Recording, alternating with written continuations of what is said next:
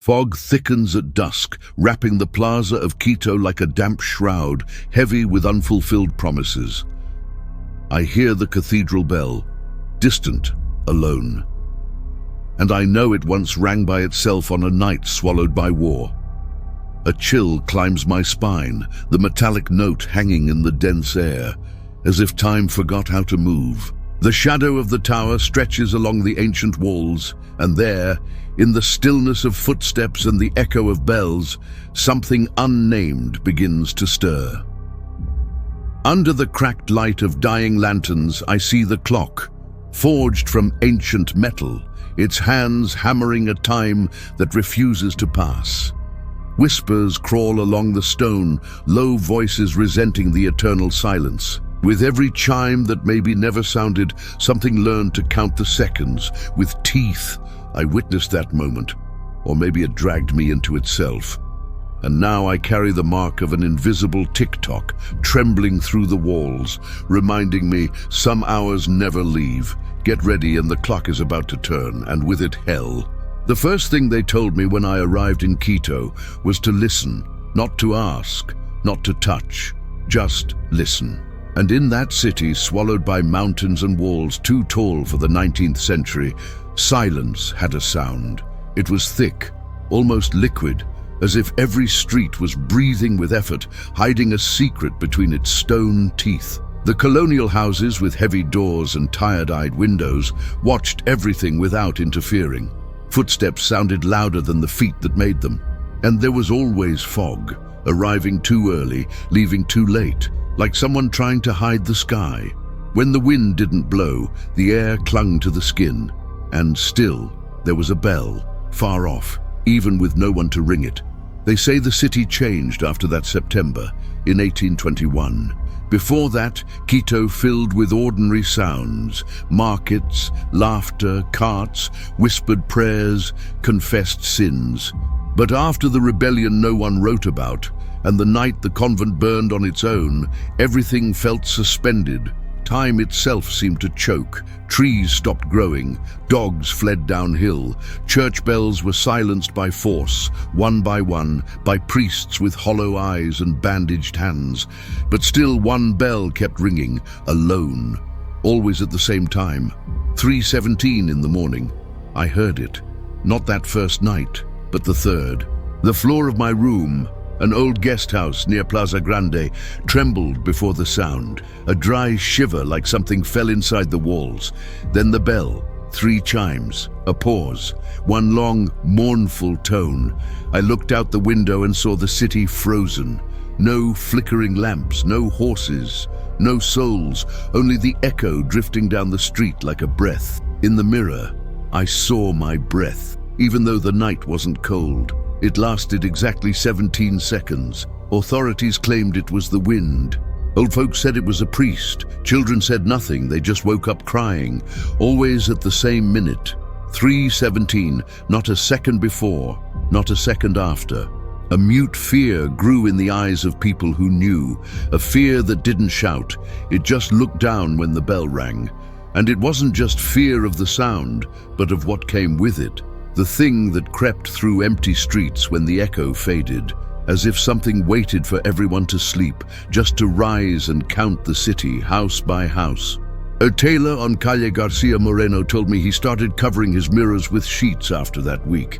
He said he saw a shape move behind him every time the bell sounded.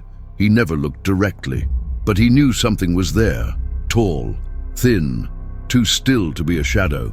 He was skeptical, swore he didn't believe in monastery nonsense, but his hands trembled when he spoke, and the scissors he held slipped from his fingers, hit the floor, marked 3:17 on the blade.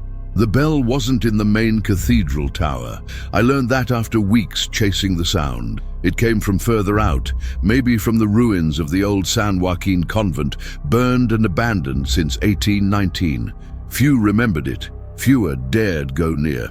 They said it once held the workshop of the monksmiths, men who forged crosses and chains for penitence, a place where iron learned pain before becoming sacred. It was from there, they say, the fallen bell was taken, the metal used to craft the clock. The same clock that never moved again after that cursed dawn.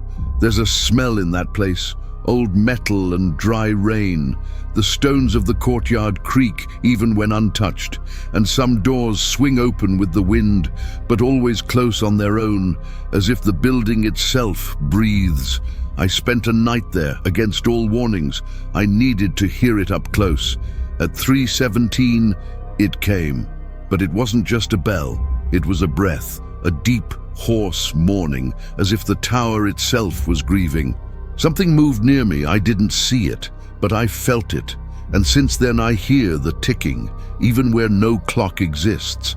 I never understood why I stayed, why I didn't run. Maybe I was already trapped. Because there are questions that don't spring from thought. They grow out of fear. And fear has long roots, buried deep in unmoving time. Everyone I interviewed circled around the truth, changed subjects, spoke of anything but the hour, yet always glanced at their wrist or the sky, as if somewhere inside they were still counting, even though the clocks had stopped, even though time had lost its name. A child drew the bell on a piece of paper. She couldn't write yet, but she drew it clearly. The bell, the tower, and 3 men with ropes around their necks hanging below. No one told her about that. Her parents denied it, but the grandfather confirmed, yes, there were hangings in the plaza that cursed week. One happened right as the clock was activated. The chimes and the last scream overlapped. They say time held its breath in that instant and never exhaled again. Maybe that's why the clocks never moved past 3:17. Now, when I return to Quito, no one speaks of the bell, but everyone hears it. The city has grown used to it, like a sick neighbor breathing too loudly behind the wall. Sometimes they pretend it's nothing, but there's always a pause, a quick, respectful silence when the sound returns, as if the houses all listened at once, as if the city's stones breathed together. The truth is, the bell never stopped. It just learned to ring when no one's looking.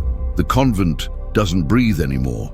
Its walls are covered in lichen no one dares to clean, as if each green stain holds a piece of what happened inside. The iron gate, though rusted, still shuts on its own and opens when it shouldn't. The tower still stands, cracks spreading wider with each waning moon. But what caught my attention wasn't the structure. It was what lived inside it. Behind a stone wall, I found the mechanism, the clock, massive, heavy, wounded, as if time had become bone and gear. The metal was dark, nearly black, with a matte sheen that reminded me of wet coal. When I touched the base, I felt something I'd never felt from a machine. Heat. The clock was warm, but it didn't move. The monastery was founded in 1759 by a nearly forgotten order, the Brothers of the Immaculate Silence. Little is known about them, except that they never spoke their vows aloud. They wrote on wooden tablets and stitched their robes with iron thread. They were obsessed with the idea of containing evil, though no one knows what that meant. Some say it was metaphor, others very literal. The clock was their final construction before the fire. Old records speak of a secret project commissioned by a bishop with no name, just a title, the Watcher.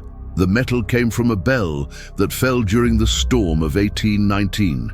When it fell, it didn't break, it cracked. The crack looked like a cross.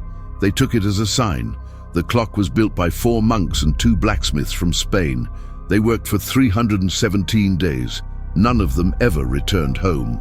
By the end, they were pale, deaf in one ear, with a glassy film covering their eyes. One monk wrote in his journal, "Time is watching us, and it knows our names." The mechanism was intricate. Overlapping gears, bent rods, a pendulum forged from blessed iron. But no one could explain how it worked.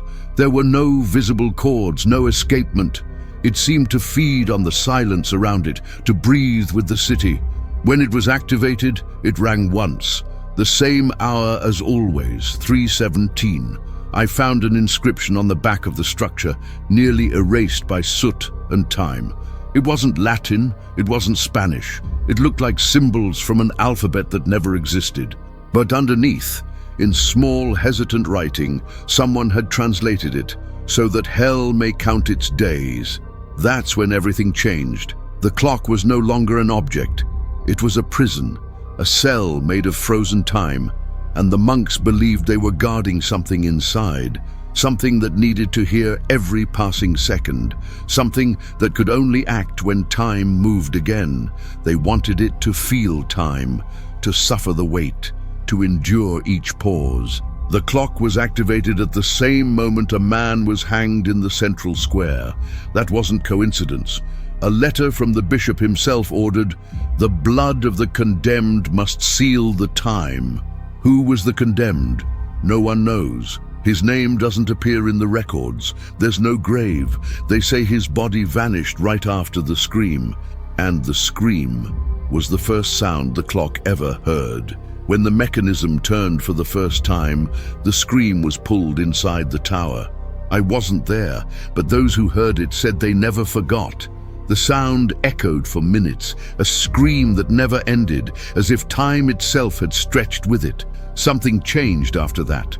The clock stopped, but the heat never faded. The gears began to rust, but they never locked. One blacksmith who tried to clean them with fig oil woke up without a tongue, cut out, as if he had spoken something the clock refused to hear. Another tried to dismantle the pendulum.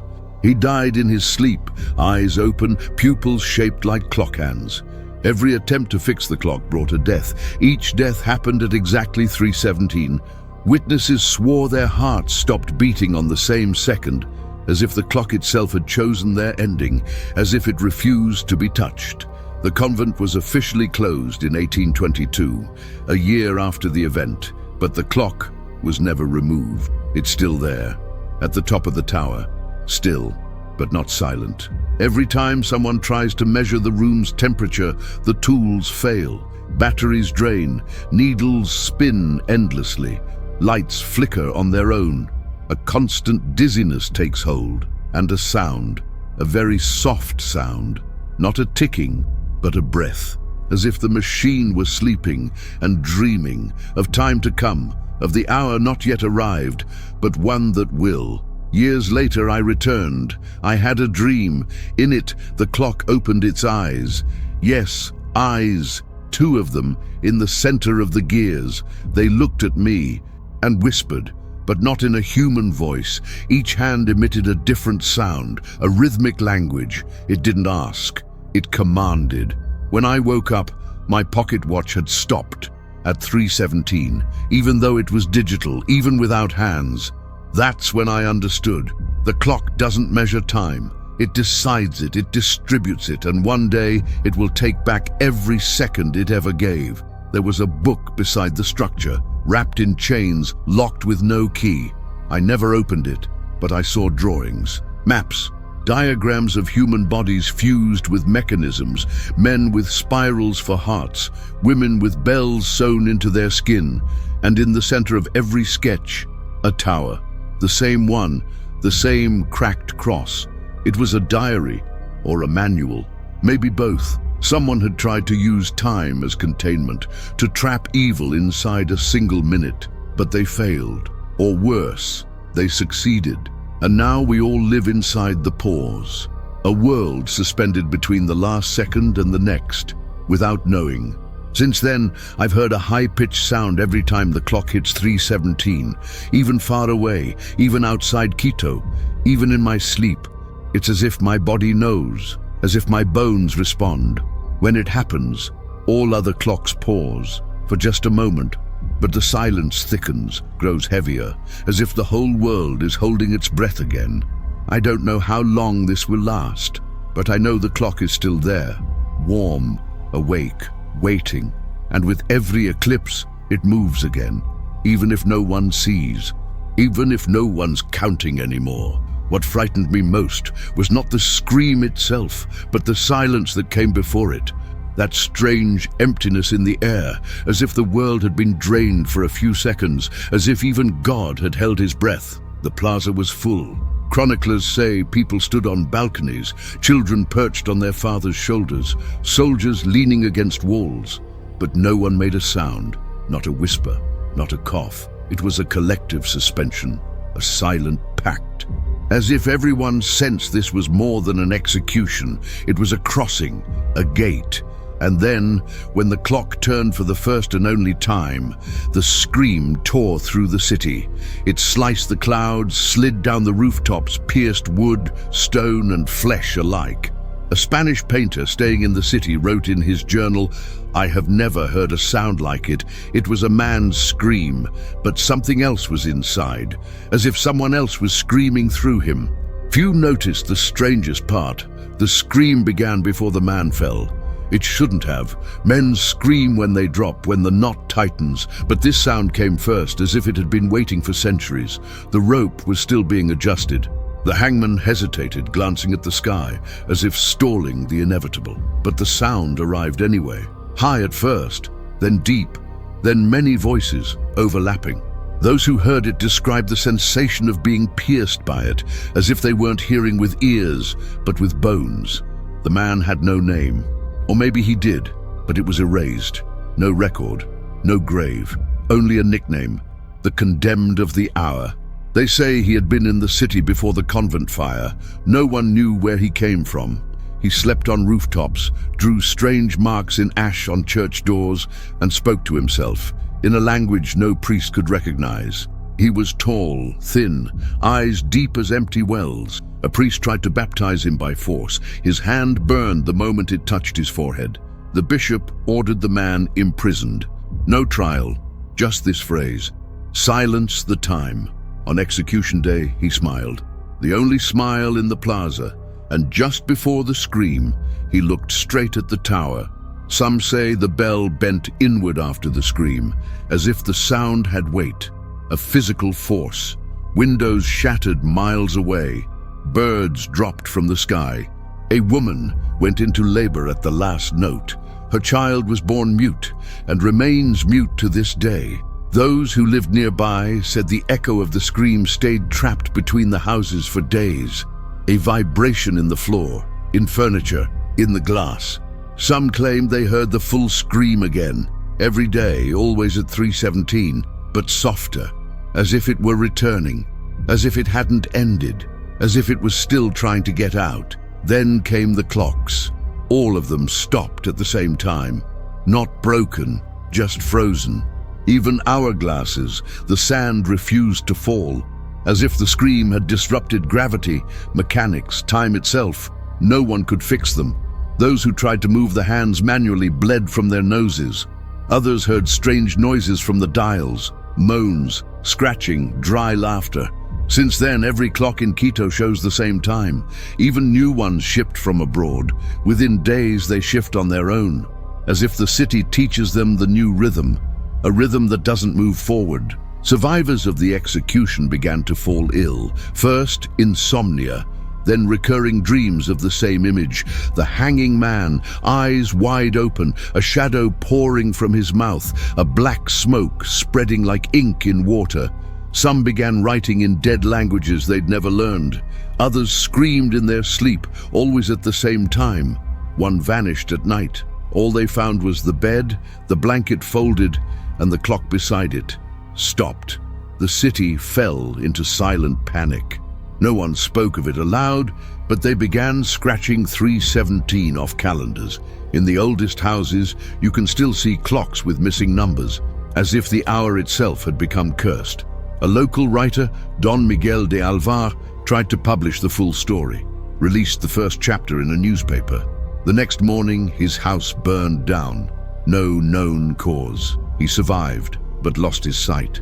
He said that during the fire, he saw a dark silhouette in the room, motionless, but breathing. Its hands were ropes, its eyes, bronze spheres. After that, he never spoke again. He spent his days drawing the convent tower in charcoal, always the same image, always a man hanging from the side, and behind him, the shadow, as if the scream had shape, a being, alive and patient. The last account I found came from a child, written years later in old age. She said that the morning after the execution, she went to the plaza and saw a crack in the ground, small but deep. From it came warm vapor, smelling of burnt iron, and the sound of a clock coming from beneath the earth. She knelt and listened to the ticking for hours, then on instinct pressed her ear to the stone. and heard a voice, faint but clear. The voice said, "I'm still falling." Maybe the scream wasn't an end. Maybe it was a beginning, a signal. Time didn't stop to punish. It stopped to prepare. Since then I feel the scream with me, not as sound, but as presence, an inner echo. Sometimes in total silence I feel it pressing on my chest, like a drum with no beat. When I close my eyes, I see his face, and the eyes don't blink. I don't think he's dead, not alive either, just waiting for time to turn again, for the clock to release him. And when that happens, when the scream finally completes, there will be no more silence, only sound, pure sound, the sound of time opening. Some names never made it into the history books, but they remain etched into workshop walls, scrawled in charcoal on convent beams, and whispered by those who still remember, the gear keepers. They weren't monks, not ordinary blacksmiths either. They were chosen, or condemned depending on who you ask, to keep the clock breathing. Thin hands, hollow eyes, movements slow and near liturgical. They didn't seem to age like the rest, or maybe they aged from the inside. Every time one of them died, their fingernails were black, teeth worn down like grindstones, and the heart always still, without exception, as if the clock marked them from within, as if every second lived was also a second drained. The first to die was Dom Anselmo, the eldest of the gearkeepers. They say he entered the tower alone, carrying a lantern and cloth soaked in holy oil just to clean the axles. But he never came back. They found his body 2 days later, kneeling, hands raised, eyes fixed on motionless gears. But there was no dust, no dirt. The gears were spotless, shining and moving, barely but undeniably. Witnesses swore they heard a sound, not ticking, chewing, as if time were feeding on something. Then came Herminia, young, devout. She'd inherited the role from one of the previous gearkeepers. She said she could hear the clock even outside the tower, dreamed of gears, wrote strange words in window fog. One day she climbed the tower alone, left a note.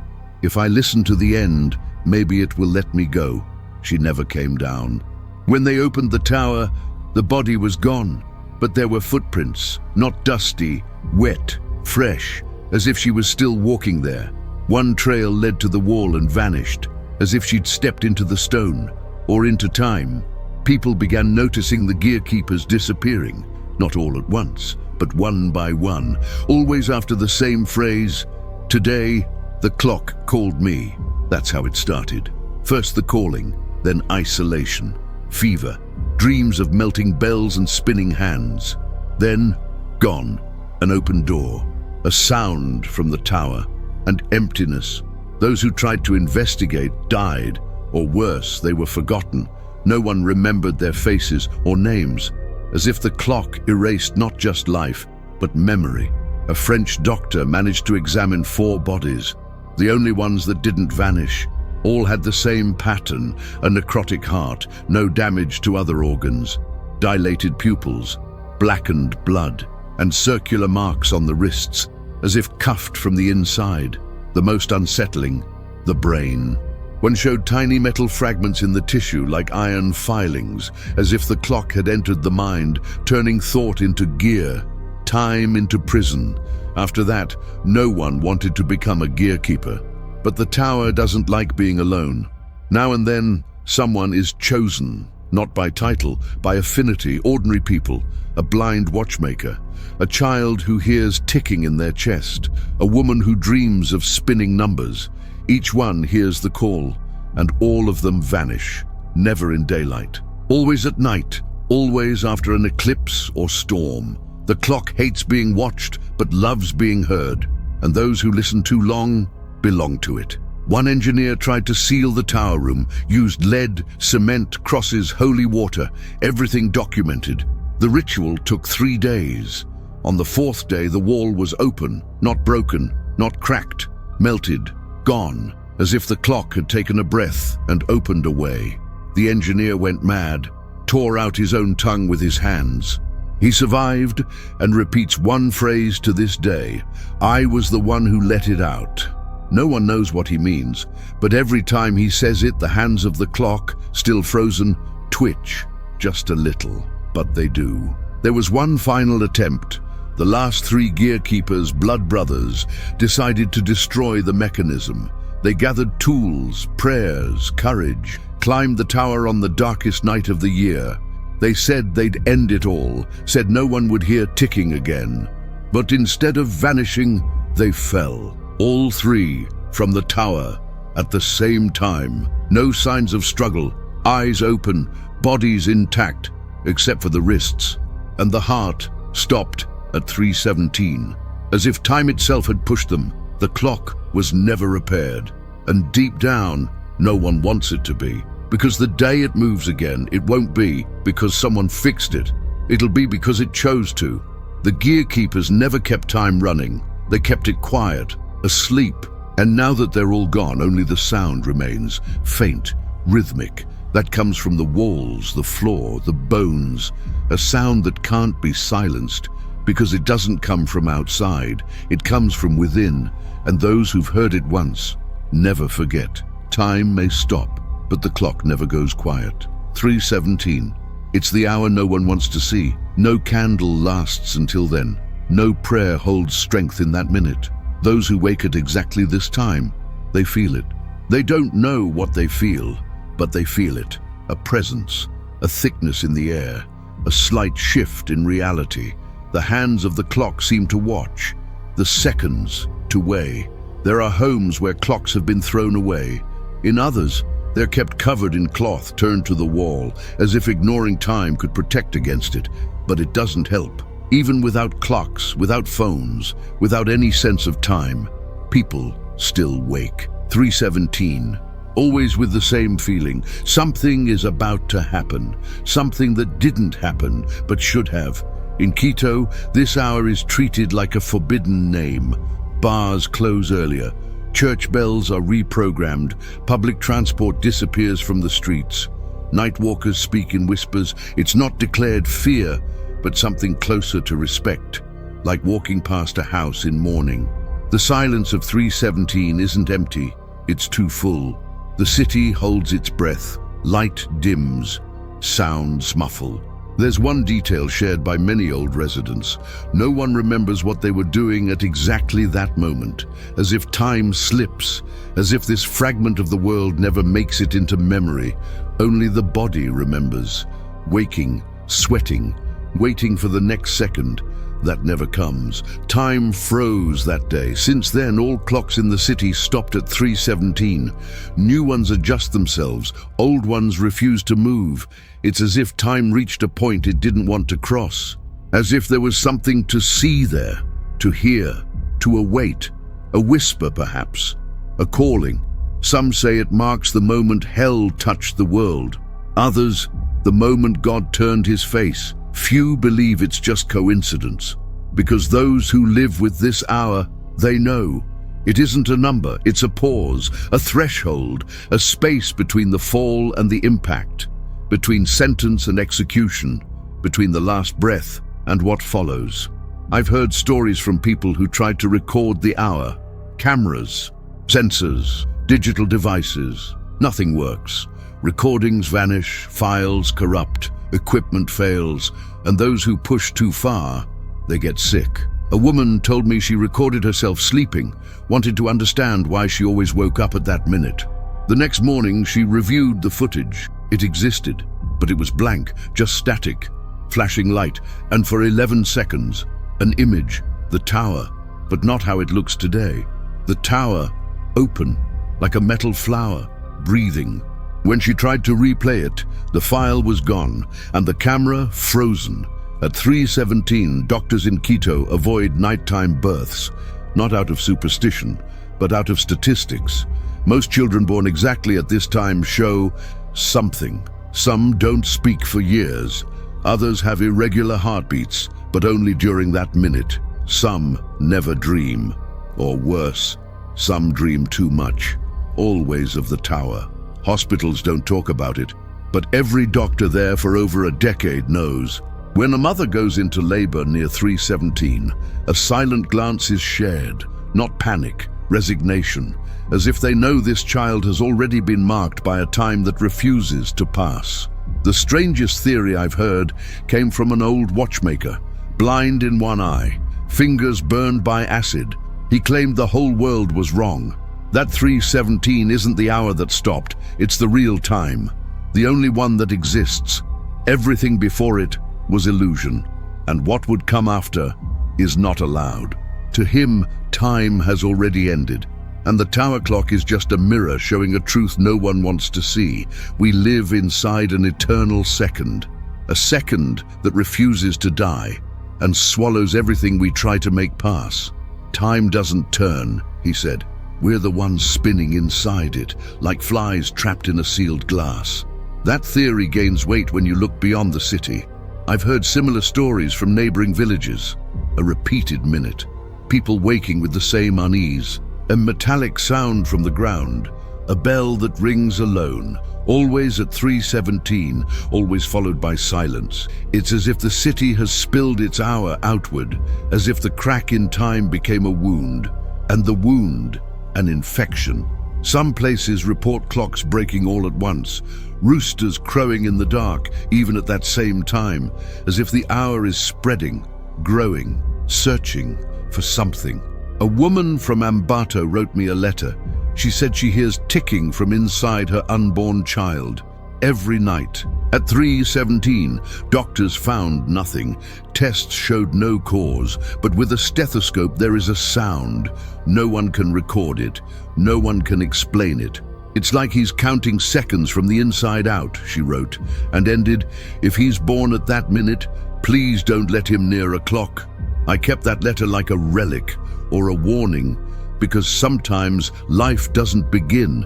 It continues, as if it had just been waiting for the right time to come out. The city has tried to restart time. Digital clocks, satellite sync, apps, automated systems, nothing works. It's not a lack of technology, but an excess of presence. Something owns the hour. It cannot be replaced, only accepted. And those who fight it, they tire, they give in, they learn to live with it. Most locals don't even look at clocks anymore. They're not for measuring, they're for remembering. Remembering that we live inside something larger, something that doesn't move, it waits. And one day, when time finally chooses to move again, maybe the entire city will be left behind. Perhaps the scariest thing isn't that time has stopped, but that it hasn't. It's just watching, waiting, measuring the right moment to act. Sometimes I wonder if the thing in the tower is waiting too. And what will happen when it decides that 3:17 has finally passed? What comes next? The sound of bells, the laughter of the condemned, complete silence? I don't know. But some nights I dream of the hand moving, just 1 second, just one. And in the dream, the whole world splits in half. His name was lost, deliberately, gaps in the books, pages torn, records crossed out in thick ink. Only the title remained, The Watcher. He was the youngest bishop ever to serve in Quito, a man with delicate features and strange habits. He slept little, fasted for days, and spoke to statues of saints as if they were old colleagues. His arrival coincided with the construction of the clock and the deepening silence in the city. Some say he didn't age, or that time behaved differently around him. The older priests avoided eye contact. The younger ones disappeared. Documents found beneath the convent, wrapped in linen guarded by black candles, contain fragments of prayers that don't feel like prayers at all. Short, sharp phrases, almost military commands.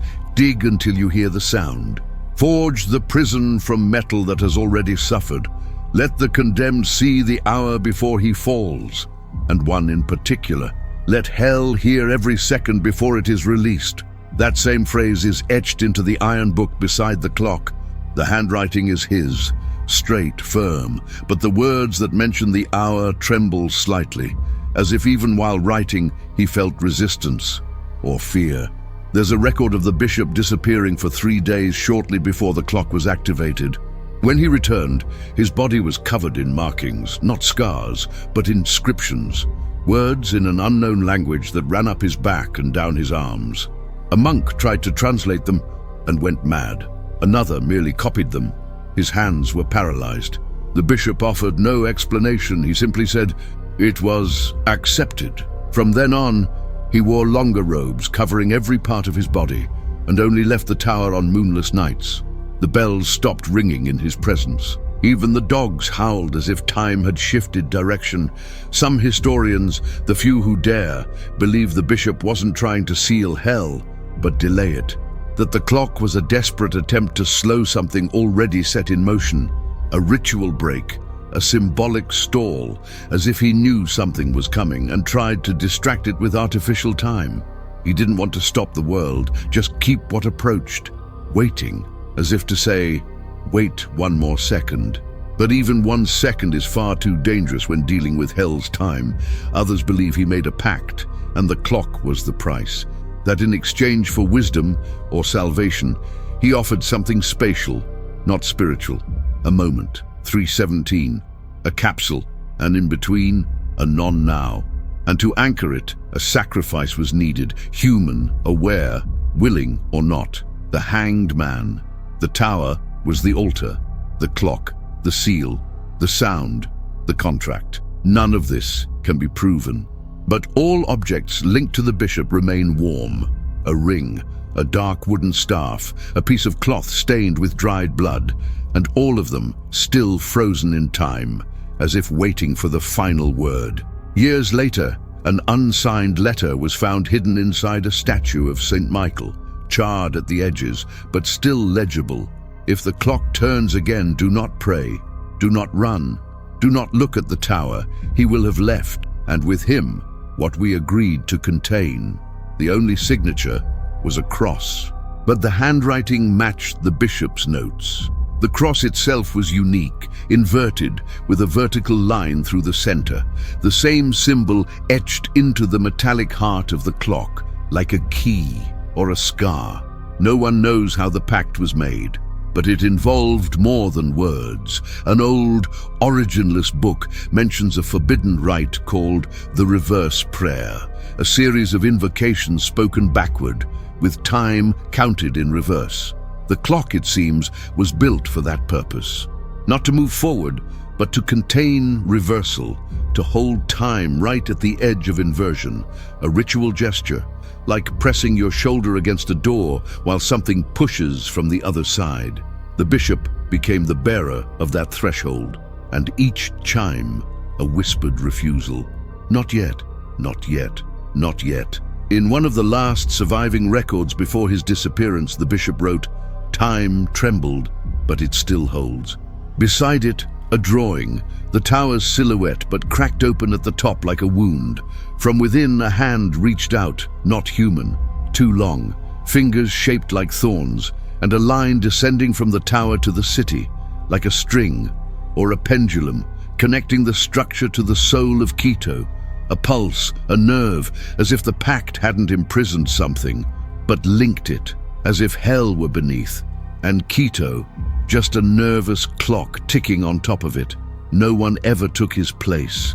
The bishop's seat remains empty, the door locked from the inside, and the symbol carved into the wooden threshold bleeds resin whenever someone tries to open it.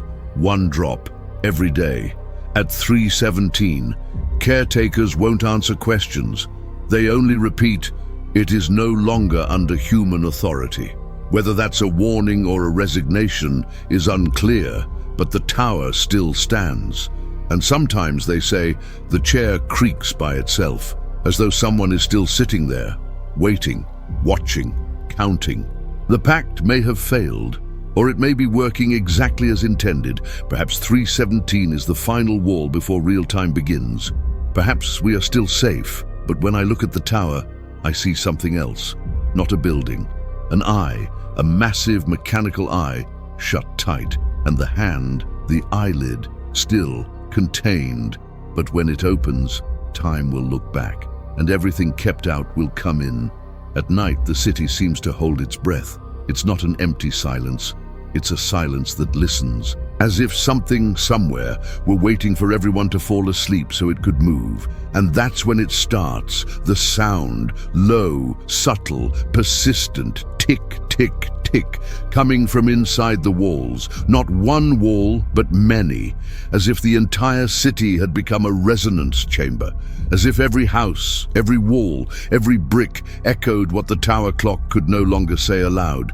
The sound always begins after midnight, and always to those who are alone. The first time I heard it, I thought it was a rat, then pipes, then my own mind, but it kept returning, always at the same time each night, and the more I tried to ignore it, the closer it seemed to be. Some nights the sound came from behind the mirror, other times from the wooden bed frame. Once I heard it behind the base of my skull. It wasn't an ordinary sound.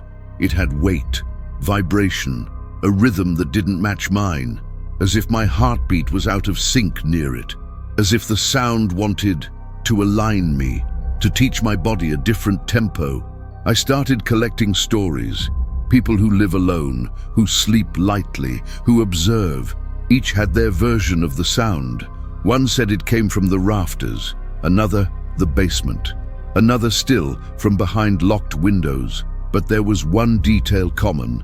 The sound always came from old surfaces, worn wood, porous stone, ancient plaster, as if the sound preferred what once was, what existed before the hour froze, never glass, never plastic, never fresh concrete, as if the echo required memory, as if it only propagated in materials that remembered. A church restorer told me that while working on the chapel of St. James, he heard the ticking inside the wall.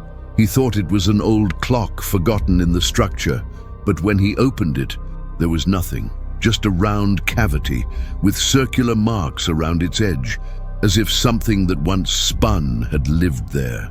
Curiously, the sound stopped for weeks after the opening. But then it returned, louder, with echoes, as if the wall had learned the rhythm and was now multiplying. Another case, a man deaf in one ear began hearing again, but only the ticking, no voices, no ambient sounds, just the rhythm, constant, precise, one tick per second. He claimed he felt it enter through his temple and exit through his heel, as if it tunneled through him. He tried to escape, move to the countryside, but the sound followed. Even in the woods, even in a tent, always at the same minute, 3:17. Until one night, the sound stopped, but so did he.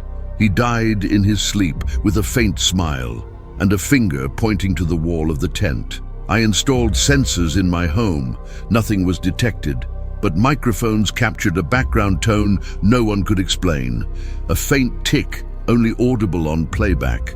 Stranger still, the rhythm wasn't exact. Sometimes the intervals shortened, other times they widened, like breathing, as if the clock or whatever it is was adapting to my rhythm.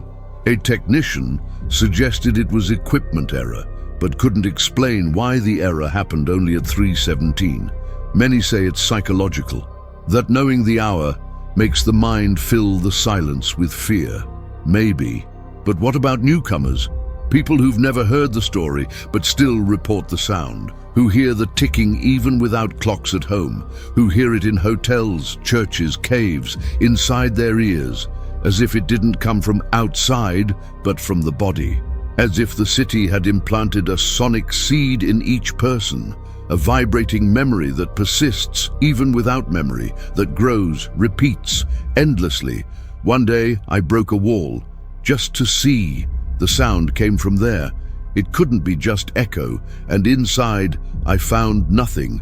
But there was a crack, thin, deep, and when I pressed my ear to it, I didn't just hear ticking, I heard voices, very low, many, speaking languages I didn't recognize, as if they were trying to speak from within the structure. Not screaming, just talking, as if someone had gathered every unsaid word in the city and buried them there, and now they were tapping, asking to be let out, or waiting for someone to respond. Since then, I've heard the sound in other places too. Walls in distant cities, airport hallways, church pews, fainter, yes, but the same rhythm, the same desire to be heard. And I realized it doesn't want to frighten, not exactly. It wants presence, attention, it wants someone listening. The ticking is not a threat, it's a call, as if each second wants to be remembered, because maybe when the last one is forgotten, time will stop completely, and everything trapped inside it will slip through the cracks. There are moments when the sound returns. Not everyone notices, but those who've heard it once, they feel it. Its return isn't announced by thunder or tremors or voices. It begins with silence, a silence thicker than usual, a silence that presses the air against the walls. The city stops breathing, windows go cold, and then from the top of the tower the sound returns. Tick, tick, tick. For the first time in years the clock moves, but not fully. The hands turn for a few seconds, then stop, always during eclipses or blackouts, always when the light disappears. The earliest record is from 1842. A total eclipse covered Quito for 7 minutes, and during those 7 minutes, the clock worked again.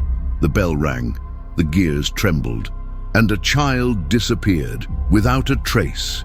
She had been playing on her balcony. When her father returned from the yard, he found only a cloth doll and the door slightly open.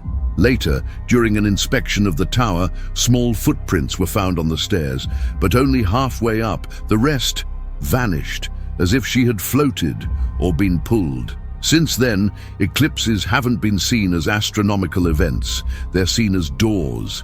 In 1891, there was a partial eclipse. The city prepared. Curtains on windows, churches locked, clocks hidden. But the sound returned anyway. A group of musicians rehearsing in a basement heard the ticking coming from their instruments, not from clocks, from violins, drums, even the silence between the notes. One of them vanished right there, in front of the others. The chair remained still warm, the music sheet still open, but the man was gone. As if the music had been swallowed, as if the clock's sound had taken his place in the world. The pattern repeated. 1927, 1958, 1973. Each time there was an eclipse, the sound returned, for mere minutes, but always leaving a mark, someone gone, something out of place. In 1973, a woman disappeared inside the tower. She worked at City Hall, climbed for curiosity. A camera captured her entry, but not her exit. That same day, the clock rotated exactly 317 degrees, then stopped. When staff returned home, they found handprints on the walls, prints that didn't match hers, larger, with fingers too long, as if something had left with her or instead of her. In 1999, a group of astronomers attempted to monitor the tower during an annular eclipse.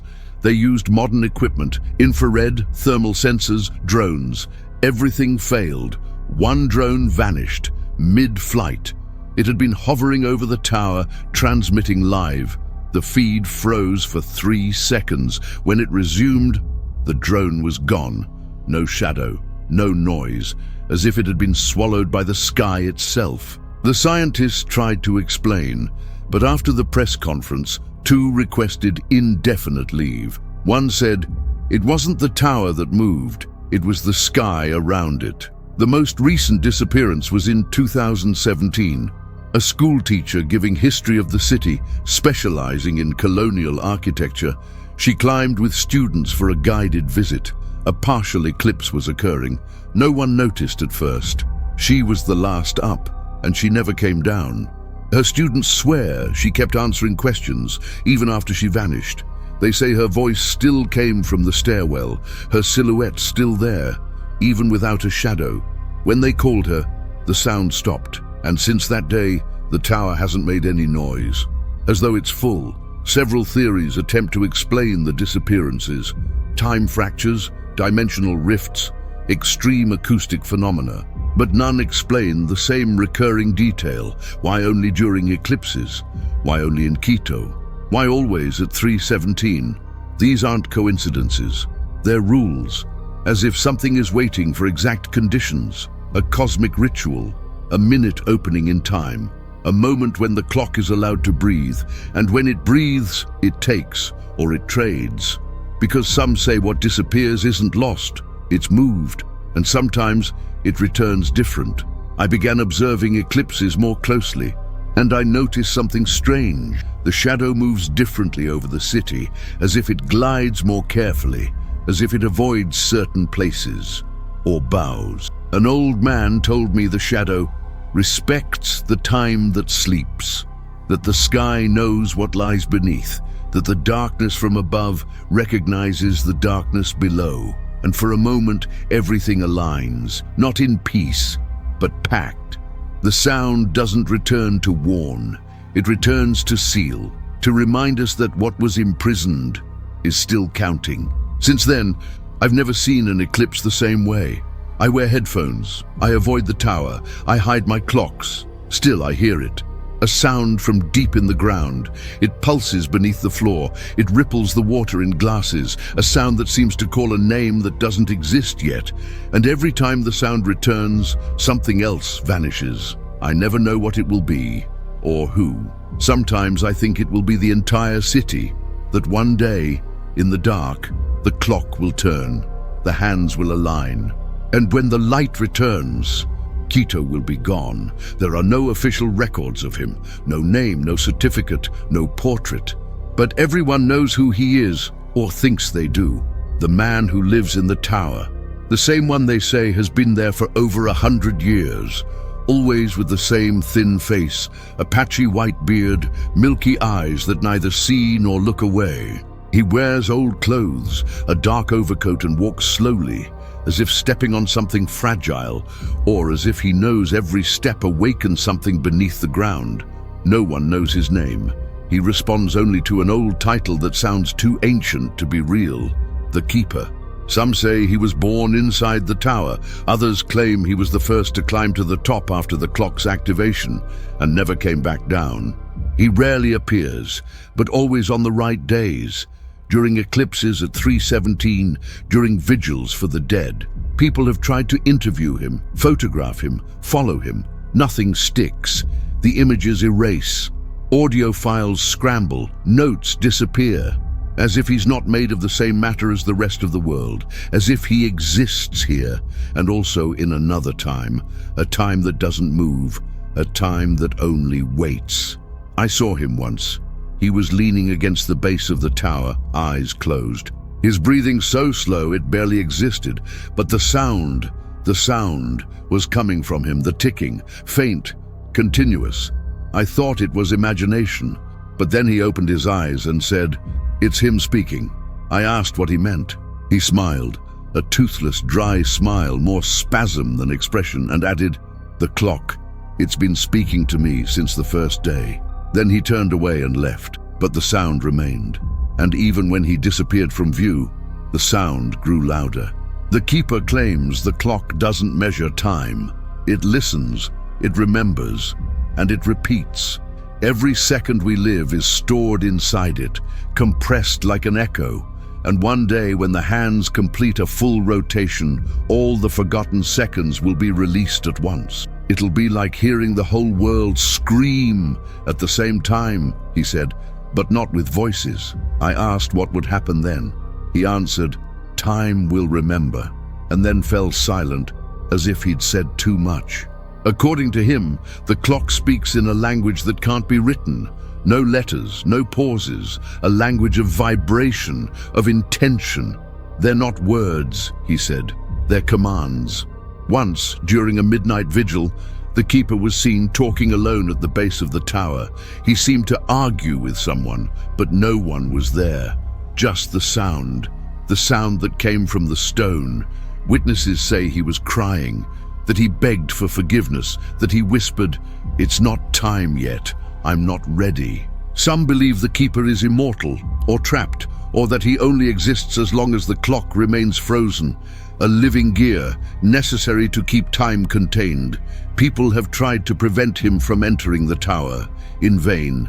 The door that never opens for anyone, opens for him, no key, no force, as if it recognizes him, obeys him. He never carries anything, no food, no water, no tools. He just enters, and hours later, he leaves. And every time he enters, The sound spreads through the city's walls. Some tried to follow him. A group of young documentarians once hid cameras and sensors inside the tower. They saw him enter. They saw him stop in front of the clock. But the footage ends there. Static covers the image. When it returns, the tower is empty. No sign of him. But a new mark appeared on the wall. A spiral of ash, like soot, fused to stone.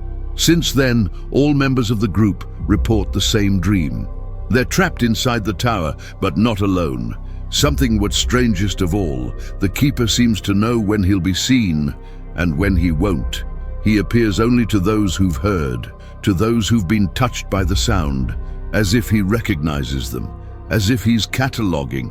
Some say he protects, others that he simply records, that he's the scribe of withheld time, that he keeps the names of those time has not yet forgotten, and when the clock turns, those names will be the first to vanish. An old priest once told me he tried to hear the keeper's confession, offered to listen, to absolve. The man politely declined and answered, "He who keeps time cannot erase it." The priest insisted, said that all souls carry guilt, and he, like anyone else, should be free of it. The keeper looked at him with sadness, a sadness that only someone who has seen the end can wear, and whispered, "I am the guilt." After that, the priest abandoned his ministry, says he dreams of burning clock hands, that he hears names he doesn't know, that he misses things that haven't happened yet. The keeper is still there. He comes and goes as he pleases, and every time Quito sinks into darkness, he appears somewhere, not to scare, but to remind, to count, because maybe he's not waiting for the clock to turn. Maybe he knows the clock is already turning, slowly, and that when the full rotation is complete, he'll be the first to know, or the last to forget, because the keeper doesn't live in time. He carries it, and one day time will want to come home. They say that when the clock completes a full rotation, hell won't just keep count, it will act. That's how the legend ends. No explosion, no warning, just one turn, one click, and then everything begins. The monks predicted it but left no dates, only symbols, spirals, eyes, open hands with fingers turned inward. These images appear on stone, on old mirrors, on the skin of those who've never even seen the convent. It's as if the final hour has already been written, not in time but in space, in the body. And when the last second aligns, the world will remember what it feels like to be counted by something that forgets nothing. 317 isn't a number, it's an expectation, a question that's never been answered. The clock didn't stop by mistake, it stopped on purpose, on command, like a judge striking the gavel and waiting for the accused to respond. Only the accused is us, the city, the world. Some say that time after 317 already began, but it's being lived elsewhere, on a plane that mirrors ours. And when the clock moves again, the two will collide. The shadow will touch its reflection, and everything postponed, forgotten, or pushed aside will return. Hungry, the prophecies weren't written, they were heard, carved into stone by those who listen to the clock whisper during sleep.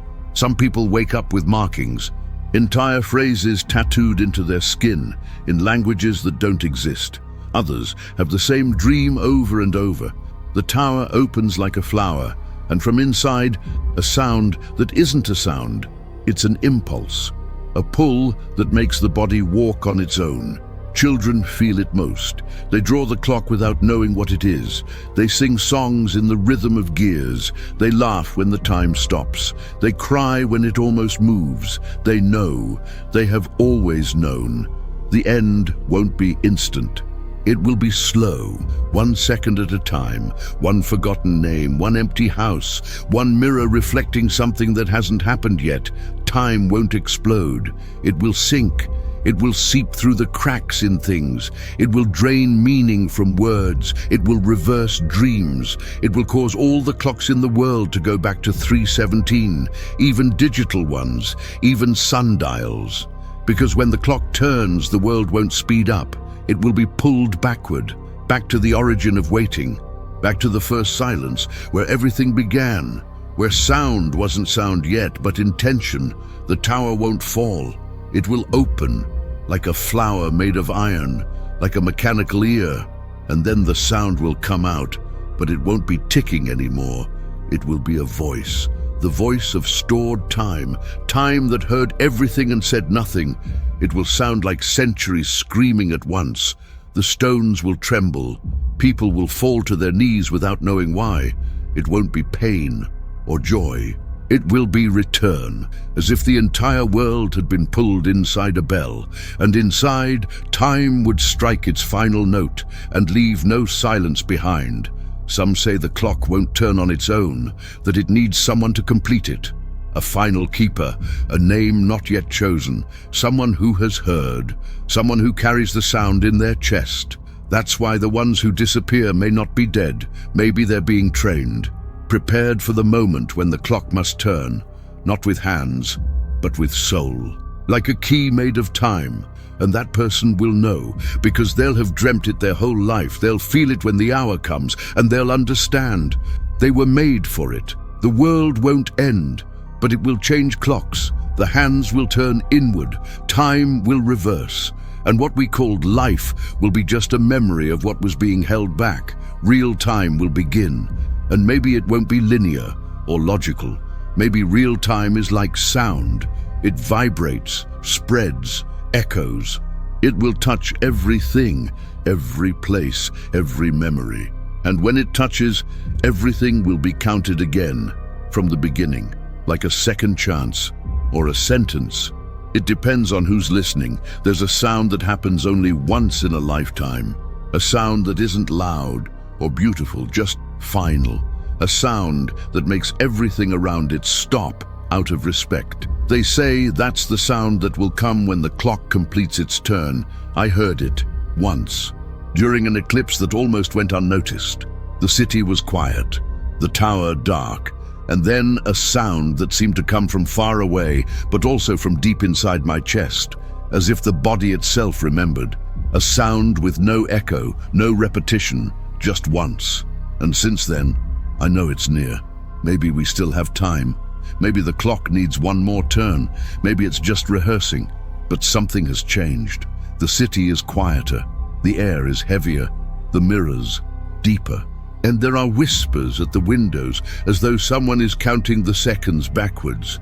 I don't keep clocks at home anymore, but I always wake at the same minute, always with the same feeling that the next second will be the last, and at the same time, the first. And that what comes after can no longer be measured. If one day you hear the sound coming from the tower, and it's not ticking but something deeper, more alive, don't run, don't pray, don't try to understand, just listen. Because maybe it's time calling back what belongs to it. The sound isn't a threat, it's a return. And if it comes for you, maybe that means your name is still recorded in the gears, and the clock was only waiting for you to wake up. Time didn't stop. It was listening, and now it's going to speak. If you made it this far, tell me where you're watching from. If this story gave you chills, leave a like. It shows you're still listening. And share it with someone who needs to hear this sound before it comes back.